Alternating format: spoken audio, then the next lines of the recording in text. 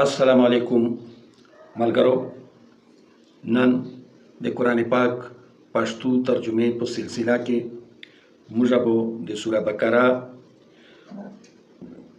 یو 50 آیات یعنی د 51 نمبر آیات نه ونیسئ تر د 54 نمبر آیات یعنی 54 نمبر آیات پورې دا به موږ یایو دې په پښتو کې ترجمه کوو او وسره به په د ویډیو کې په حاشیو کې اردو ترجمه هرڅي او د انګریزي ترجمه به هم هرڅي.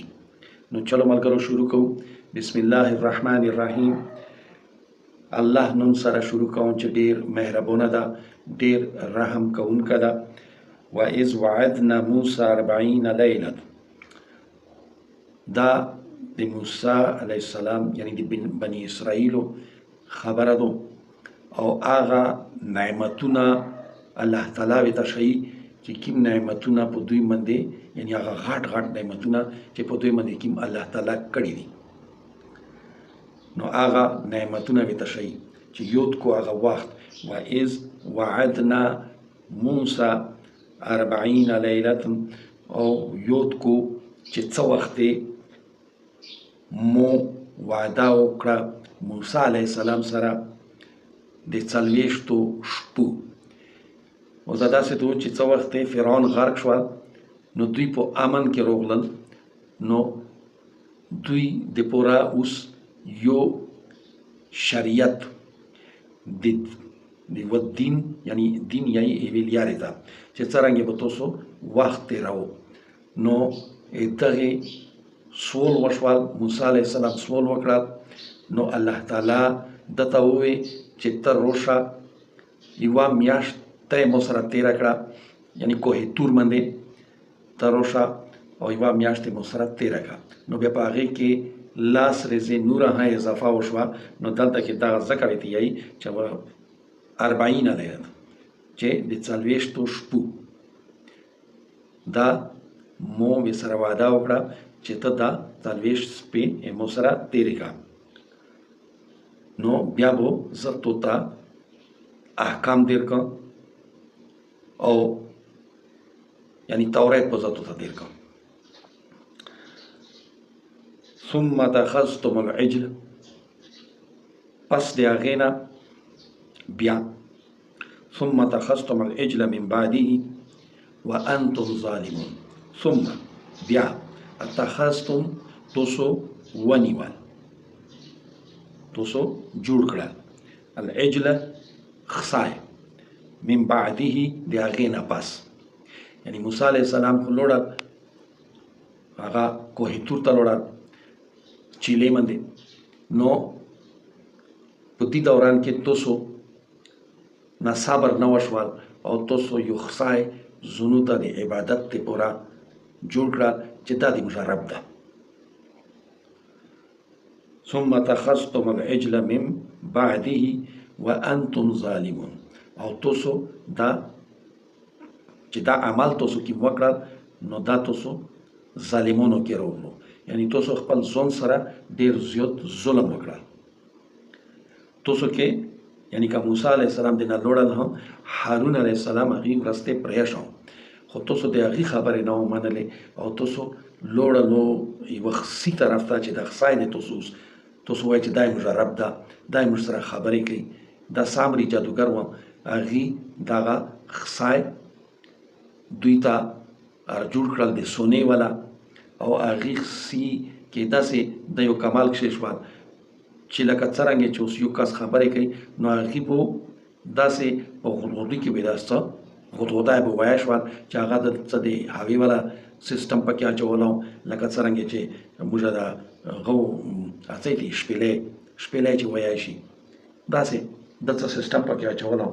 نو تیر به یې چې خدای ته موسی علیه السلام رب چې کوم ده هغه خو تاسو سره کلام نه کوي نو دغه به تاسو سره کلام کوي.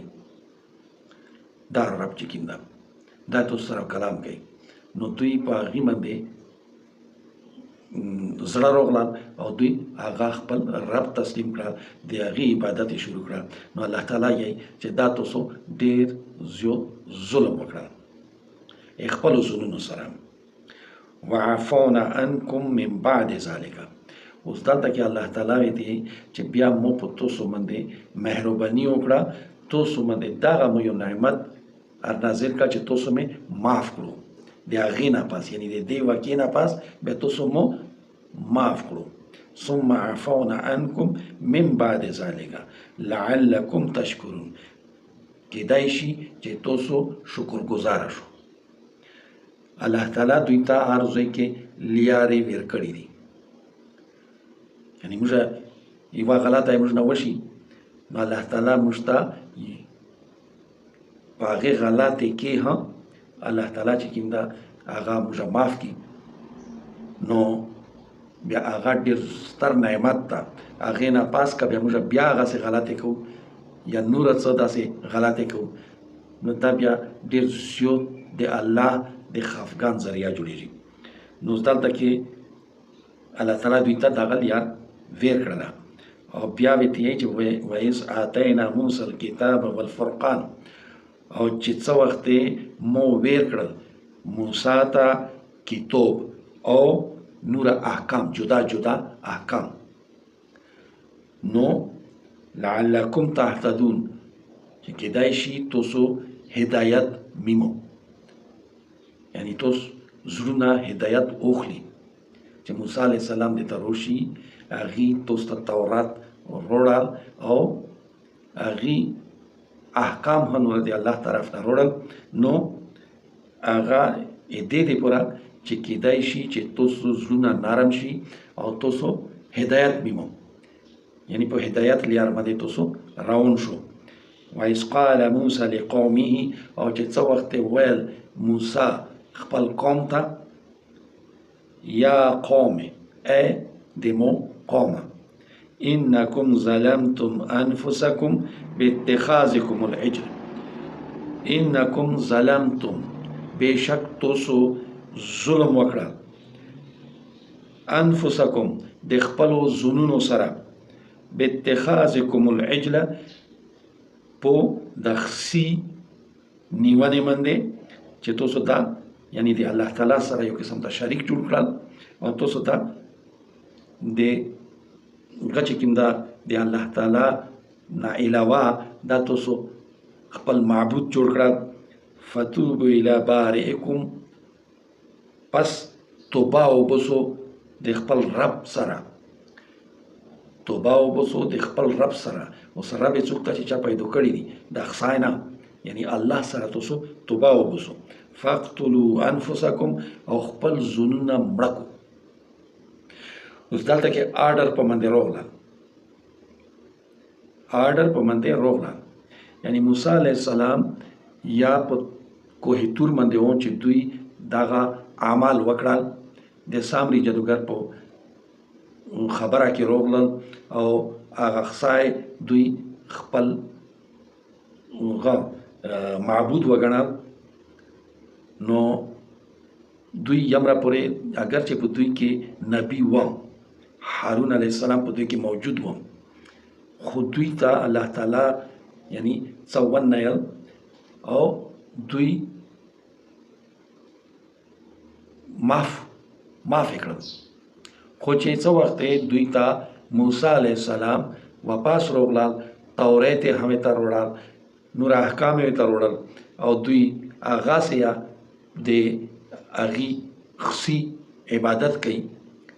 نو دلته کې الله تعالی چې کوم ده هغه ورته وایي موسی علیه السلام په ذریعې سره چې یعنی موسی علیه السلام اوس خپل قوم ته وایي چې ای قومه تاسو خو ډېر ستر ظلم ونه کړه چې زه نشته یم، زه لوړ یم او تاسو د مو ورور هارون چې هغه نبي په تاسو کې موجود ده، هغه تاسو ته سیخه لیار شهي هم او تاسو د هغې خبره نه ومنله او تاسو ته هغه خدای هغسې به دستور د مور تلو پورې او زه شته یم اوس دلته کې تاسو یې دغې خصي عبادت کوو، دا خدای تاسو خپل رب ګڼو. نو اوس تاسو چونکې ډېر ستر ظلم وکړل نو موسی علیه السلام ډېر غوسناک هم نو هغې خپل قوم ته وویل چې اوس تاسو علاج دغه ده چې که الله تعالی مو روزي کوونی نو تاسو ټول کانستر توبه وباسو.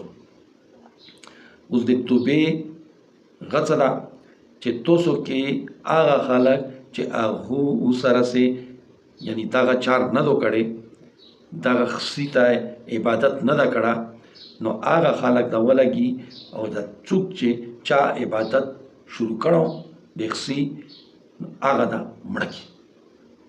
دغه اوس په دوی باندې حکم راغله چې فتوبوا الی بارئکم نو تاسو توبه وباسو د خپل رب سره فقتلوا انفسکم او تاسو مړه کو قتل کو ځانونه ذلکم خیر لکم دغه تاسو د پوره بهتره دو په دغه کې تاسو د پوره بهتري دو عند بارئکم تاسو رب سره رب سره دغه کیسه بهتره دو چې تاسو ولګېږو پیله توبه وباسو او توبه په دې شکل کې وباسو چې تاسو کې چې چا د الله نه علاوه دغه خصای چې کوم د خپل معبود ګڼله ده نو چا نه ده معبود ګڼله د الله عبادت یې کړه ده نو هغه د ولګېږي دا چې چا خصای معبود ګڼله دا د قتل کې نو دغه چې قتل یې کړل نو دلته کې یې فتاب علیکم نو الله د دوی توبه قبول کړه انه هو التواب الرحیم او بشک هغه توبې قبلول ولدا او رحم کون کړه. ملګرو نن دغه څلور آیاتونه موږ وویل او دا خبره یا چلو دو الله تعالی خپل نعمتونه ویته شي چې تاسو باندې مو کیم نعمتونه ورولي هغه تاسو یاد کو